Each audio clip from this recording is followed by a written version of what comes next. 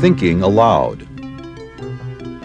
Conversations on the leading edge of knowledge and discovery with psychologist Jeffrey Mishlove.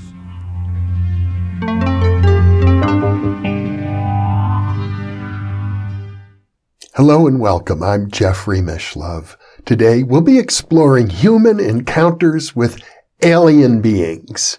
My guest is Professor Bruce Solheim, a professor of history at Citrus College in Southern California.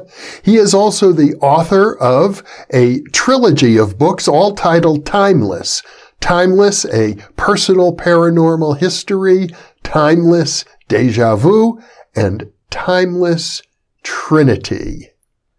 He is also the author of a new series of comic books called Snark, also involving, in a somewhat humorous fashion, human encounters with aliens. This is an internet interview, and I'll switch over now to the internet video. Welcome, Bruce. It's a pleasure to see you once again. Well, thank you, Jeffrey. It's great to be back. Yeah, now we've done a couple of earlier interviews describing a variety of inner experiences that you've had, including, I have to call it telepathic experiences with the deceased. But in your current book, you go a step further. You're looking at communication with ostensible alien intelligence. And you begin by saying that you never expected this of yourself. You never thought that you would be reporting things like alien abductions. Right. It really is an exploration. The further I get into this, I knew I started with the first book. I kind of dipped my toes in the water a little bit to test it out. And second one went a little bit further. And the third one, I was ready to go as far as I could go. So because I didn't get fired from my job or anything from the first two books, I figured it was okay. So I know that it's an exploration, and I really don't know where it's going to end up, to tell you the truth, Jeffrey. And it's exciting and kind of a little bit frightening at the same time, I'd have to say, like any exploration. At one point, you were prompted to seek the help of a hypnotherapist. Why don't let's start there. What was it that triggered that impulse that you felt you should engage in hypnotherapy? Yeah, it was my friend Terry Lovelace, who's he's a best-selling author, Incident at Devil's Den. He's a former Air Force guy. He was in the Air Force. He's a former state attorney general, former attorney general for assistant attorney general for American Samoa. So he's a well-credentialed guy. He's a district attorney. He's this kind of guy. He wrote this book, and I was on a show after him, on a particular show. I can't remember the name of it. And we struck up a friendship. And I read his book. And some things started to resonate with me in this exploration that we're talking about. So I didn't really intend for this to happen. And all of a sudden, I started thinking about a couple of things that have happened to me in my life. A couple of them stood out. And I said, I think there's more to this story. So we got into a conversation, and he mentioned Yvonnes Smith, who we both know, a hypnotherapist who deals with folks who have been abducted or had alien contact. And so I went ahead and sent a note to her, an email, and she sent me a pretty extensive, like a thing to fill out to kind of see where I was coming from, and then saw that, I was probably okay. And then we scheduled an appointment. So that's kind of how it started. I think it was rather unexpected, although I knew there were things that I hadn't explored enough in the first two books that I would eventually have to do in the third. But I didn't know exactly how far it would go. So it's kind of exciting and, like I said, frightening at the same time. So your friend Terry, who is quite an accomplished attorney, just like you are an accomplished professor of history, he reports in his book that he had been abducted. Yes. And in 1977, was the incident at Devil's Den in Arkansas. Him and another, there are actually two of them, and both Air Force guys. One of them, his friend is deceased now, but they went through it together, and it's quite an interesting story. I'm not going to go into the whole thing, but, it involves, military intelligence debriefing them and an implant and all kinds of stuff. So at the beginning of the book, I said, well, this is, it's that boggle factor you get. And it's like, wait a second, I don't know what to think about this. But then I saw, well, this is a, very well respected man. And I've talked to him. He's really nice. He seems like he's on the ball about everything. So, I took him at his word, and I read the book and did some research. And I thought, wow, there's more to be looked into here. More than I thought at the beginning of this exploration. When you began to think about your own childhood, what were some of the things that triggered this impulse to get hypnotherapy? What were you suspecting? Yeah. Well, there was a particular incident, and probably the most interesting in terms of, from a research perspective, is the one that happened to me also in 1977, which is just maybe coincidental. I don't know. Maybe there aren't coincidences, but it was a trip that I took with my friend, and I call him Ernie in the book because he told me not to use his name. So it was a trip that we took, a road trip, a year after we graduated from high school. And our trip was to go to Salt Lake City, from Seattle to Salt Lake City, to Las Vegas, to LA, and then back up the coast, back to Seattle. Well, we got as far as Idaho the first day. We got kind of a late start. And I knew there was something strange. My conscious memories were very strange already. So I begin with that. And so I remember that we almost, we fell asleep as we were driving near Boise on a 2-lane highway. And I woke up just in time to see a truck coming right at us. And I yelled at Ernie. He moved the wheel, or I moved the wheel. We got out of the way, and we both decided, well, we have to find a place to sleep. This is ridiculous. And because we were only 18 or 19 at the time, we didn't have much money. So we said, well, let's just go to a state park or a campground or something. And we found one. Well, we thought we found one at Black Pine Peak Wilderness in Idaho. And it really was a wilderness. And we drove up this forest road, and we never got to the campground. I don't know if we passed it because it was so dark, or if we never got to it, but we were so tired. We just pulled over to the side of the road. There was a clearing there. And that's when the weird stuff started to happen. We already had the weird thing with the near-death experience with that truck. I remember we were too tired to put up our tent, so I was in the driver's seat trying to sleep, put the seat back. He was in the passenger seat of my parents' Volvo station wagon. And I remember it was very hard to fall asleep. It was very uncomfortable. And I remember there being lights. These are my conscious memories. There were lights. There were sounds, very strange sounds, kind of a weird smell, like it was raining, but it wasn't raining. And then I thought there were people outside of the car, but I was so tired. I was this half asleep, half awake, and I couldn't move. I just was so tired. And those are my conscious memories. So what I did is I decided I'm going to start with that, with Yvonne. I'm going to start with that. We're going to look at that incident because I suspected there was something else going on, because there were other weird things that I didn't mention. Like I kept seeing large black birds when we took off from Seattle, from my home. And I don't know if they were ravens or crows, but they were there.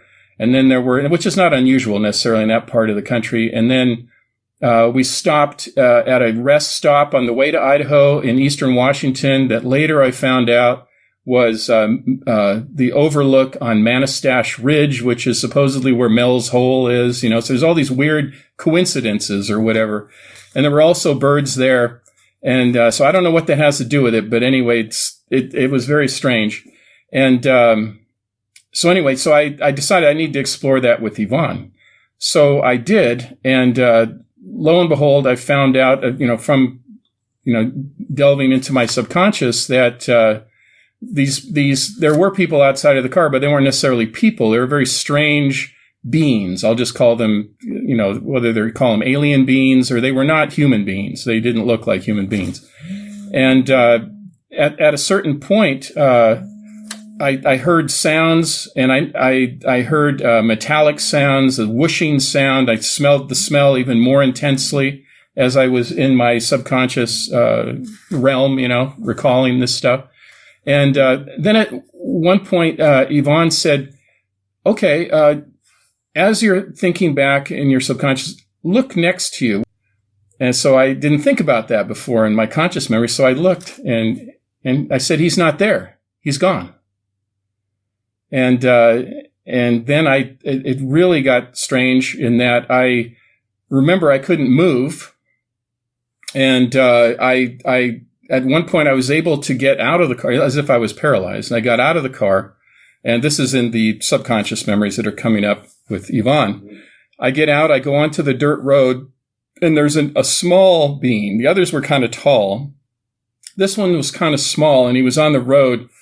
And it was like he was checking in with me. I don't know if it was like a clipboard, or it wasn't like we would think of a clipboard, but some kind of thing in his hands, And at that point, it gets really fuzzy at that point. But I think I remember being in a different space other than that road and other than my car. It was like in I'll call it a spacecraft, but I don't know. It's too fuzzy.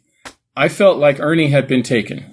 That's by these entities, alien entities. I'll call them alien entities. So what I did is I wrote all this down, and because I was going to make a story out of it and put it into the book. Well, I thought, I better check in with Ernie first. So I contacted him. I hadn't spoken to him in years, but we'd always been on a friendly basis. Just, one of those friends you don't talk to for 10 years and then you talk to them. And so I emailed him, and I told him, do you remember? I started off kind of obliquely. I said, do you remember that trip we took in 1977? Oh, yeah. And I said, do you remember weird things happened? He said, yeah, I remember the truck. He said, yes, I remember the truck. And I remember we almost had a head-on collision.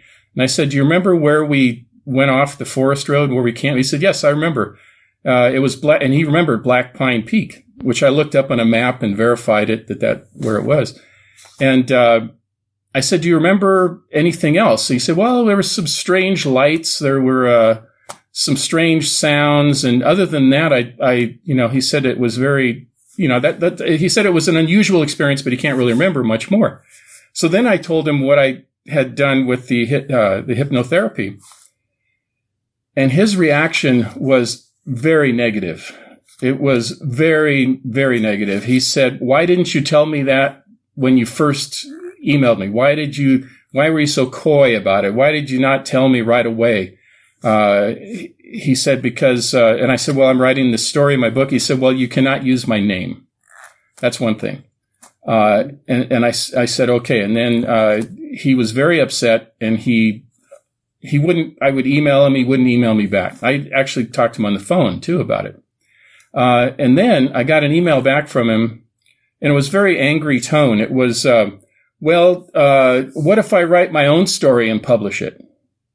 And he said, but I guess it would be kind of ruined because you probably publish it before me.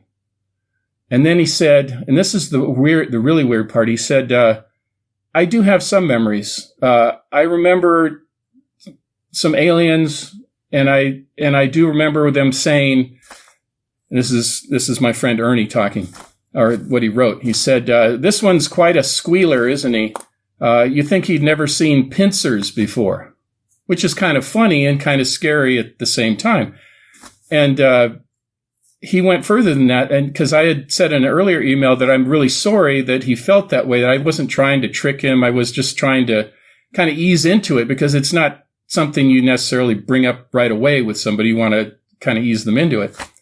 And he said, well, the reason you probably feel bad is because you allowed your friend, your best friend, he was my best friend, to be abducted. That's probably why you feel bad. And you should feel bad about it. Now, at this point, I didn't know if he was kidding or if he was serious, but he was very angry. That was for sure. So I reported this to Yvonne, and she said, that's a very typical reaction. And she's, hypnotized and interviewed hundreds and hundreds of people, for the last 28 years. And she said that's a pretty typical reaction. She has an organization that deals with that. Yes, she's the president of CIRO, the Close Encounter Resource Organization. They used to be called the Close Encounter Research Organization, but then some people thought they had to be an academic to be part of it, so they changed it to Research Organization. So she's the president of that. She's been doing this for 28 years, hundreds of people she's interviewed. Resource Organization. Yeah, CIRO, CERO. So she said that's very typical when there's a tandem experience. One person will accept that this was probably an alien encounter. The other one will take a very negative view and they don't want to talk about it. They don't want to deal with it. So oftentimes this happens, and not just between friends. She said it happens between married couples, boyfriend, girlfriend, and people that have long-standing relationships, and it divides them up. It happened to Terry and his friend, his Air Force friend. They didn't really speak after that experience. In fact, they drifted apart. And so she said that was very typical. And then to kind of put a closure to this, I remembered I was writing poetry at the time. I still write poetry occasionally. So I remember that I wrote a poem after that experience. I dug it up I looked through my old folders. I save all my writing, and it was a handwritten poem, and I called it Visitors. And in there, I talk about selling out to the aliens. Now, remember, this is an 18, 19-year-old kid writing this, so it's not exactly quality poetry, but in there, I do mention pincers. I mentioned pincers that, that my family, you have to forgive me, my family was under their pincers, And as soon as I read that and I remembered writing this poem, I go, oh my, this is somewhat of some kind of validation for what he had said. And now what I hadn't remembered until he said that. And, so it was an interesting experience in that it was based on my conscious memories, my recovered subconscious memories from the hypnotherapy, and also my friend Ernie's memories, and then this poem that I had written. It's a very strange poem. Why would I write that poem right after we returned from that trip? So I put the things together into the story in the book, and that's one of the more interesting ones because from a research standpoint, it has different elements to it. It's not just me kind of having fuzzy memories going in to see Yvonnes, and then I write about the experience. Which, by the way, when you have these hypnotherapy sessions, some of it comes out during the session, and it's recorded, of course. I record all of my sessions, as she does as well. But what comes after is very interesting. The next few days, sometimes up to 3 or 4 days later, you start having very profound lucid dreams about the experience. So it kind of opens up something in you. And so I write that into the story as well. And anyway, that was one of the more, I've had 4 of those experiences. That was one that just happens to coincide with the same year that Terry had his experience. So I've had 4 or 5 hypnotherapy sessions, so about different experiences, and all of them have been very enlightening and very helpful for me, and have kind of illuminated some things that I have thought about before and even written about before in like the first book, but I didn't really go deep enough into it, and now I have in this book, and it's been quite a journey, and like I said, it's I'm testing, it is kind of frightening sometimes because I'm testing the limits and of my own, as a professional, as an academic, and even though I am a storyteller, that's part of what historians are, it kind of tests the limits of that. And also you worry about being accepted as factual or as legitimate. And because there are a lot of folks in that community who, for one reason or another, are very far out there, and there's a lot of conspiracy theories and stuff, and it kind of gets tangled up and messed up. And I think that that is a rabbit hole I don't want to go down. Now, are you talking about the UFO community or the community of professional historians? Well, yeah, but I guess I was talking about the UFO community, but you could probably talk about some in the history profession as well. I think there are problems within our own community, but no, I was referring to the UFO community. Now, when you were a teenager and this experience occurred to you, did you have an interest in UFOs at that time of your life? No. That's the weird thing. No, not at all. I mean, other than science fiction movies or something, I mean, just, not like I wasn't obsessed with it or thinking about it. I mean, I watched Star Trek like everybody else and I watched the sci-fi movies and I loved 2001, The Space Odyssey, all that stuff. So I was exposed to the same stuff everybody else was.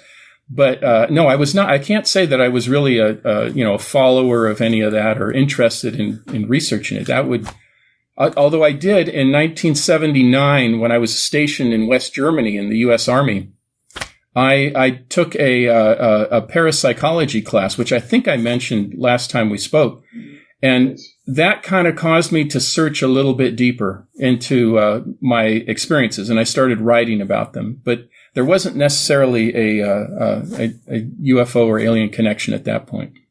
Mm-hmm. Now, I can see behind you the cover of your comic book, Snark, about an alien. I seem to recall you saying that the early drafts of those stories that appear in the comic book about an alien visiting Earth, and it's very witty. I highly recommend it to our viewers.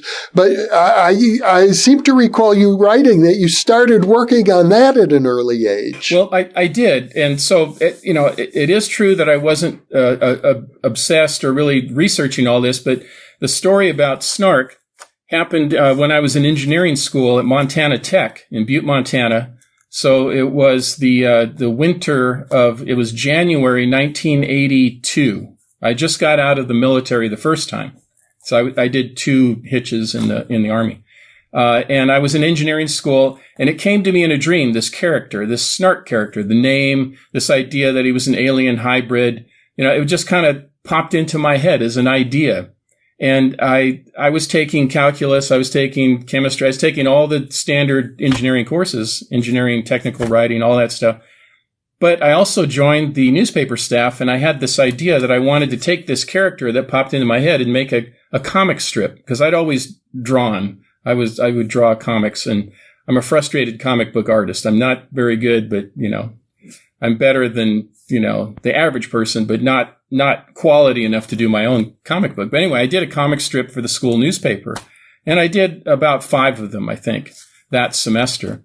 And that's when I got into the story. So, but then I put it aside because I dropped out of engineering school, went back into the Army, and then life happened, had, more, I had 2 kids already, and then, so just everything happened after that. I went to work for Boeing, and it's eventually got into academics, but far away from engineering. But the idea was still there, kind of lying dormant. And it was in January of 2019 that my second eldest son, who lives in Ohio, who's an engineer, fashioned, he had the old Snark comic strip. I don't know how he got a hold of it. Maybe it was something that I had given him or a copy of it or whatever. And he fashioned a bust of Snark's head. And he has a 3D printer, and he went ahead and printed it and gave it to me as a late Christmas present. And that brought me to think, I got to bring this idea back. So this is how this stuff happens. It just happened to coincide with, with my spiritual reawakening, I guess, too. But still, I said, okay, now I'm going to do this comic book, because I always wanted to do a full comic book. And I already was working with Gary Dumm, the artist who's worked with me on all the Timeless books, and wonderful artist, been around since the 70s, worked with Harvey P. Carr and American Splendor, so he's well known. And he was totally on board with Snark. So we went ahead and I started doing some rough drawings and storyboarding, sent it to him, and it came out late last year. The first comic book. So lifelong dream, 37 years in the making. I like to say. So if we sort of take a look into your psyche, we're looking at a professional historian, a military veteran, a person who seems to have had something akin to an abduction experience, a person who's a creative writer, poet, and cartoonist, and writing cartoons about I think a reptilian alien, who has all sorts of adventures on Earth, and it's there's a little bit of cynicism that comes through there, Sure. I think. Yeah. And a lot of humor. And also because of your regression and your other experiences, you have what some people might call mediumistic talent or talent as a channel. I think it's fair to say that you sincerely believe yourself to be in communication with, I'm going to call them hyperdimensional entities. It could be related to extraterrestrials or hyperdimensional beings and also the deceased. Yes.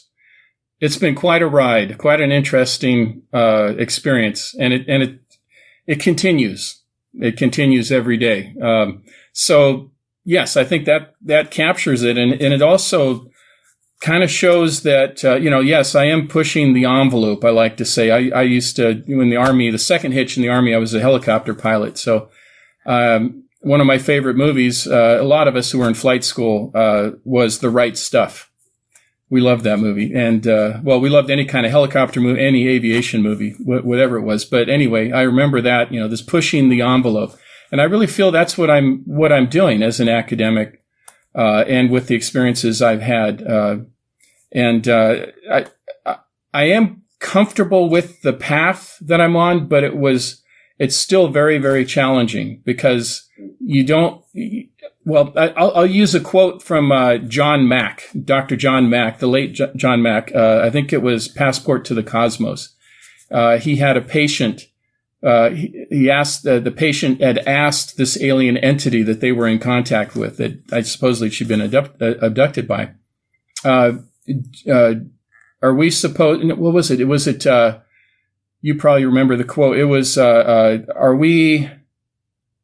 do you want us to believe in you? And the alien entity said, we want you to believe in us, but not too much. Which I think is very, very telling. That's very interesting because if you start thinking that everything, it's the same with the paranormal. If you think everything is paranormal, I think that's a slippery slope right there.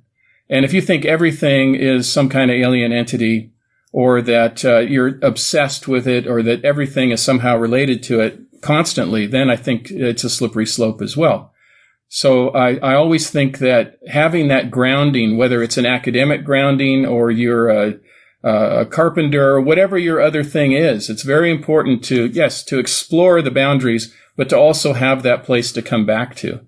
And it's important to have a supportive spouse or companion. In my case, Ginger is not an aficionado of alien stuff or even paranormal stuff, but she's very accepting of it, of the exploration that I'm on the journey that I'm on. So she will listen to me, and then she will say, okay, let's go dig a hole, which brings me directly back down to earth, right? When you think about it.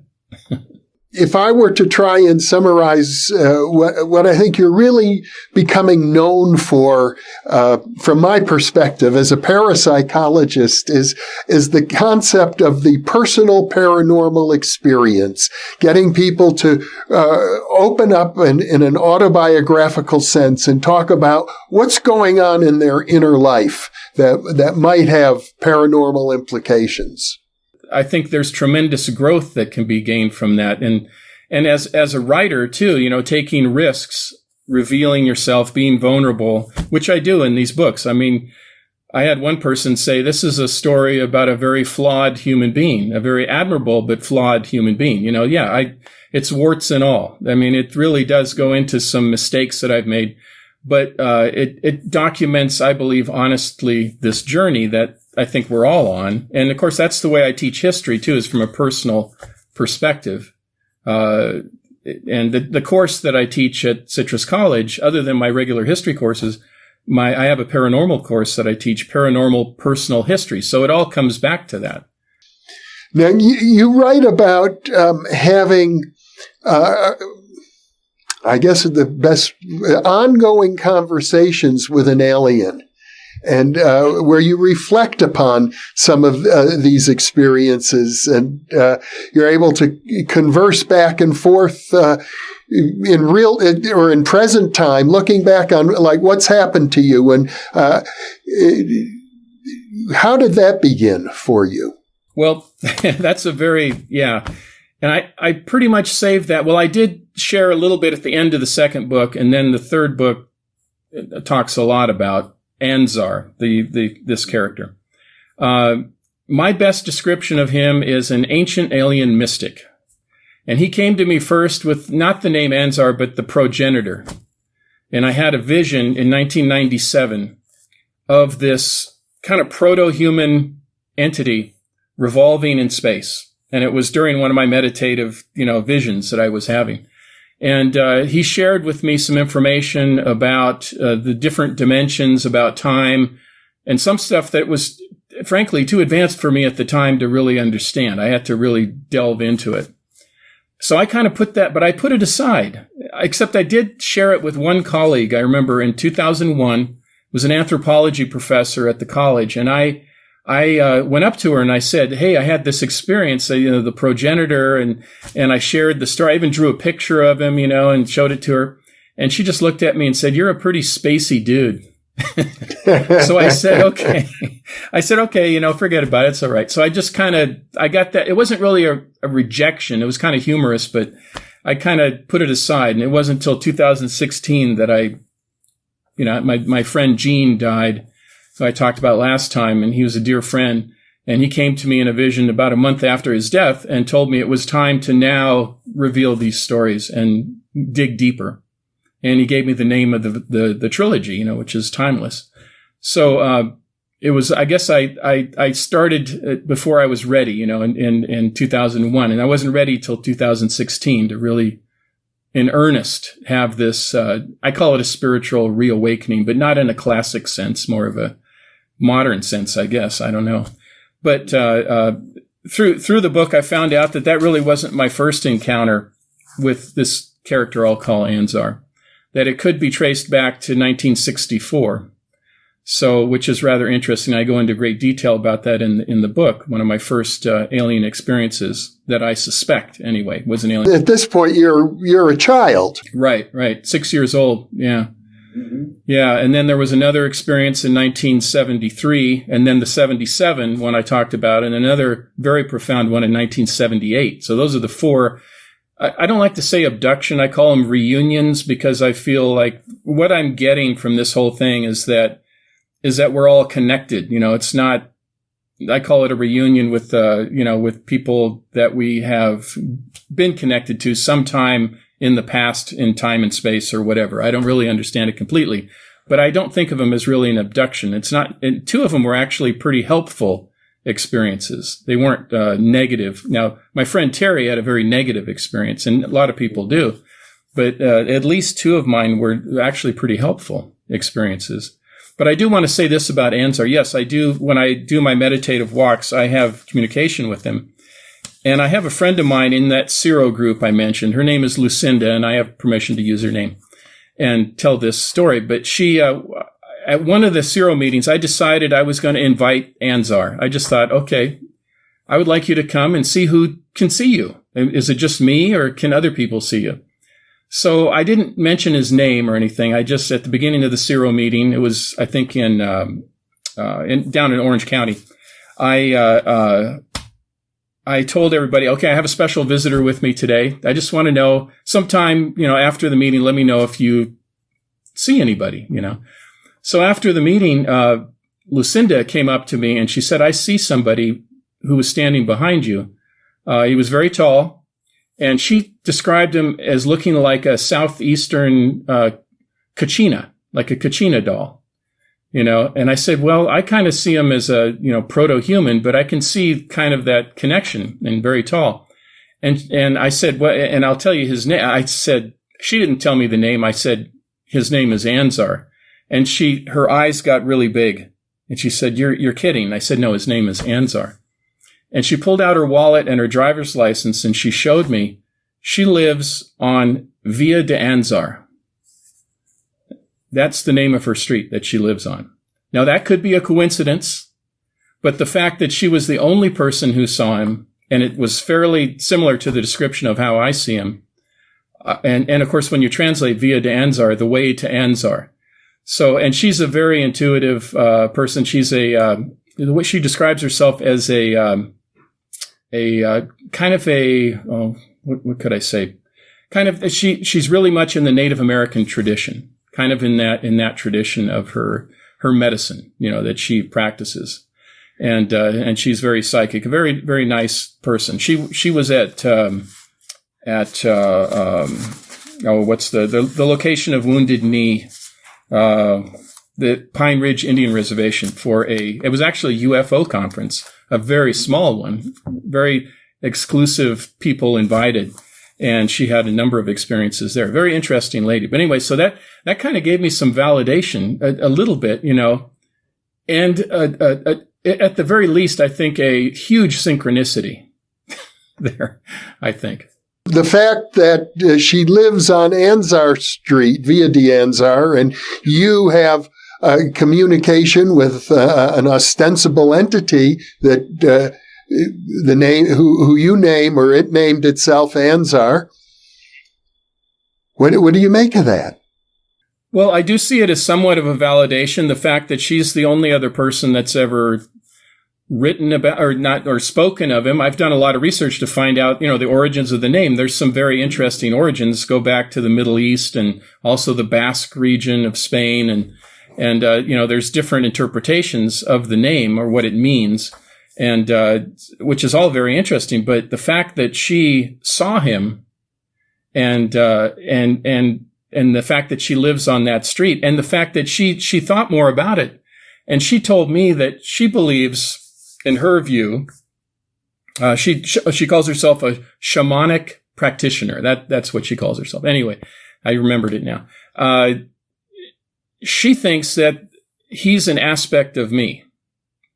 That's what she thinks. That's her interpretation.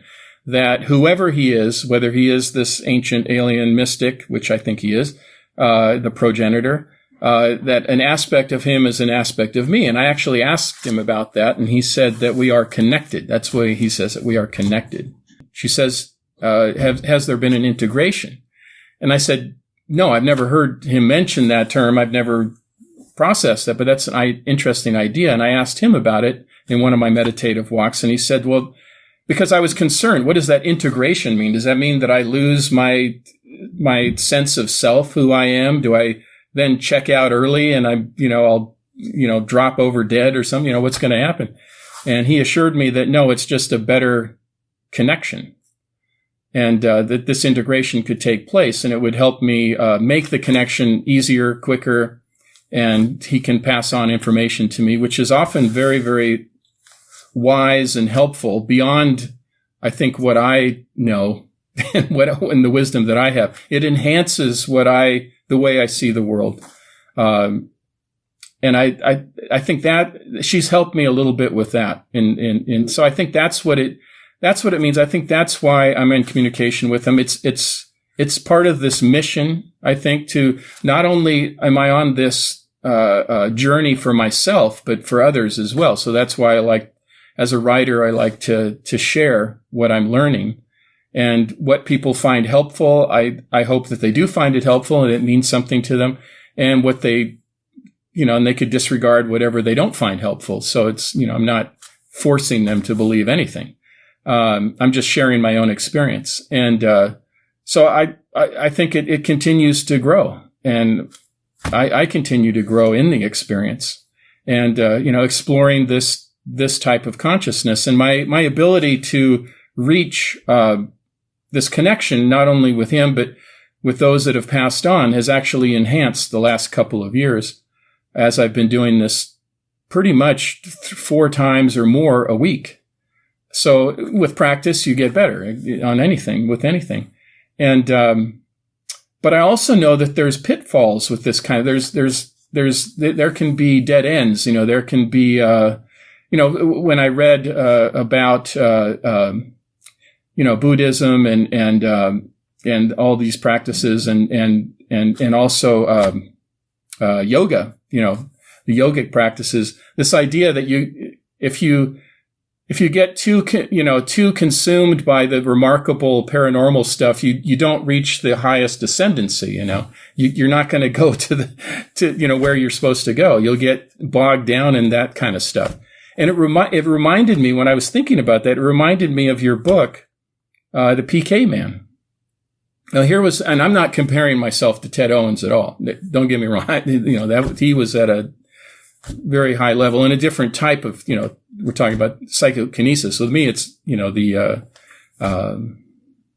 mediumship, more what it is. But still, I know that one of the things that happened with him is that he wanted to be accepted for this tremendous talent that he had, which I think you document really well in your book.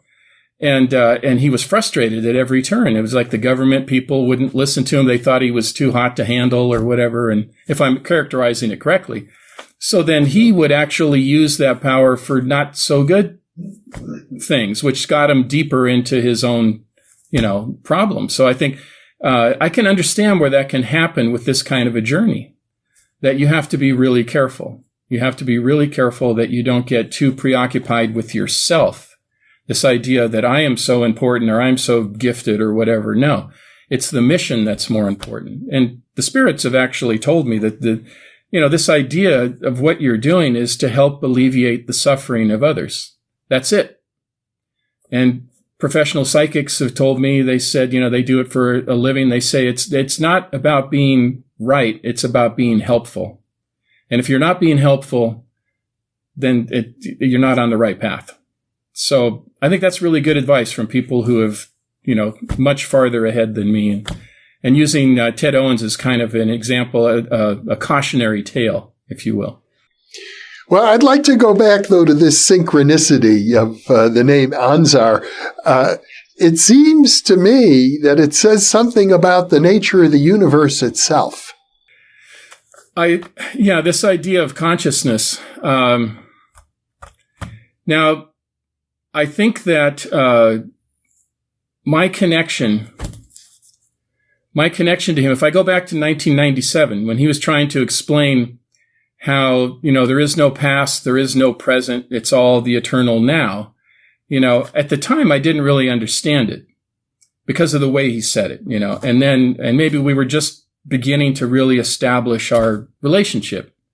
And then when my friend Gene put it in his very, colloquial way, because he was a very gregarious, he was an actor, very nice guy, but very down to earth, and he just said, hey, listen, I don't feel like I'm dead. This is a month after he had died, and he came to me in this vision. He said, you have to understand, there's no past, there's no future. It's just everything right now, everything at once, which is really what Anzar was saying in 1997, but saying it in a different way, in a way maybe I could more easily understand. And I think the way I see it now that I've kind of had all these experiences is that the spirit world, the alien world, and the quantum world, I think, are really all the same thing.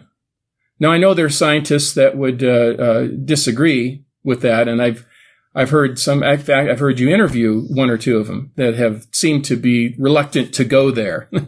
But I'm going there just because, not that I'm a scientist, but from my experiences, I kind of see that. And I have read a lot about quantum physics. And when you think about like ghosts, for instance, you think about people who have experienced ghosts, which I have too.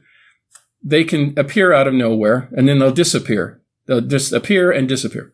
They'll move through walls, they'll move through doors, through ceilings, whatever. They seem to be in a different phase or a different level of vibration or whatever you want to call it, a different dimension.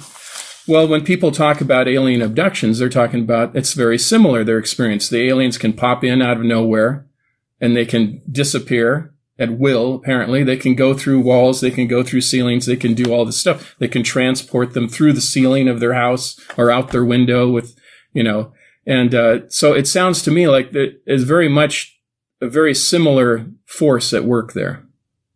And there's too many similarities to just brush it aside. I think it needs to, not that I haven't got a formal theory. I just have a hunch that that's what's going on, based on my, study of quantum physics and how the subatomic world works. Seems a lot like what these spirits and what these, the ghosts or whatever, and the aliens are doing. And they have a better understanding of it.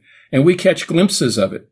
I think when I'm speaking to somebody who's passed away, like a friend asked me this morning when I went on my spirit walk, could you talk to these relatives of hers, which I did. And I was able to get some information, and I share it with them. And then they sometimes respond back and tell me, oh, this is... that's what how could you have known that? Sometimes they'll tell me that. Other times they won't tell me anything. But I've learned not to ask them what I got right and what I got wrong, because it doesn't matter. What matters is that they're satisfied that I made this connection and that they like the information. They don't attack me or whatever afterwards. So I'm being helpful. So that's kind of the helpful connection that I see, that my connection with Anzar is helping me with all these other things as well. Now, if I understand rightly, you really do accept that Anzar is an autonomous entity separate from you. Yes and no. I'm going to say yes and no, because there is that lingering in my mind that, what Lucinda said, that he is an aspect of me, which is very interesting. Maybe there's something, and he says we're connected. So does that mean he's me in another dimension, or he is a separate entity and we're connected in some other way? Maybe, through lineage or whatever, who knows? I think I'm going to stick with what Lucinda said. And he's told me that too. There's an aspect of me that's an aspect of him. So I think that's my best understanding of what it would be. Yeah. Of course, the mystics all over the world would say we are all one. Everything is connected to everything, and we are one. Ultimately, if we are able to access the very source of our being, it would be the source of the being of everything that exists. A guy that you interviewed, Jack Sarfati, Jack Sarfati. Yeah, Sarfati, yeah. And talking about David Bohm and the three levels of reality, if I can remember correctly, it was the explicate, the implicate, and the superimplicate, which really attracted me. When I heard your interview with him, I did a lot of research on him and David Bohm, and it all seemed to make sense to me. It made a lot of sense to me. And of course, the ultimate, the superimplicate, which David Bohm, I guess, never really fully explained. And Jack kind of interprets some of it, I guess, or his own ideas. But this idea that is the ultimate consciousness, what people would call God or, whatever. All of these experiences, to me, are sort of pointing toward what I'd have to call the mystical path, which is the path of oneness, the path where there's no separation anymore between you and me and, the most distant galaxy. I think that's probably where it's heading, and that's part of the, I'm not going to say apprehension, but it is sometimes rather frightening when you start to really think in those terms, but in another way, kind of comforting too, knowing that we're all connected. And this, who I say that I am is really just an aspect of everybody else, that we're all connected in this. I think it was once described as a giant soup. We're all floating around in there, all connected from here to the edges of the galaxy or the universe. So. I mean, the synchronicity that you experience with you and Lucinda and Anzar and her street address of all things, it suggests to me that we're living in a kind of dream, you might say, or kind of a story in which we are like the eyes of the universe, and it's a way for the universe to communicate with itself. I was just, who was I reading? It was Red Elk. yeah, I have his book right here, Red Elk, was talking about, and I can't remember the quote exactly, but it's something like, this is all a dream. Did I not tell you that? It's a very simple phrase or something to that effect. I'm probably not doing justice to his quote. He of course has passed away, but, Red Elk, said that, he referred to that. And I just read that recently in his book of short stories. Shakespeare said the same thing. Yep. Mm-hmm. Well, Bruce, this has been a delightful conversation. I'm really pleased that you've got another book out. I know if it wasn't for the pandemic going on, you would probably be here in Albuquerque with me. But it's a pleasure to talk to you. Yeah, we had planned on it. Ginger and I enjoyed our trip last year. We enjoyed meeting you, and I enjoyed being in the studio with you. But I guess this is the next best thing, and I'm glad we could make this connection. Well, thank you so much for being with me. Thank you, Jeffrey. Thank you very much. And for those of you watching, thank you for being with us.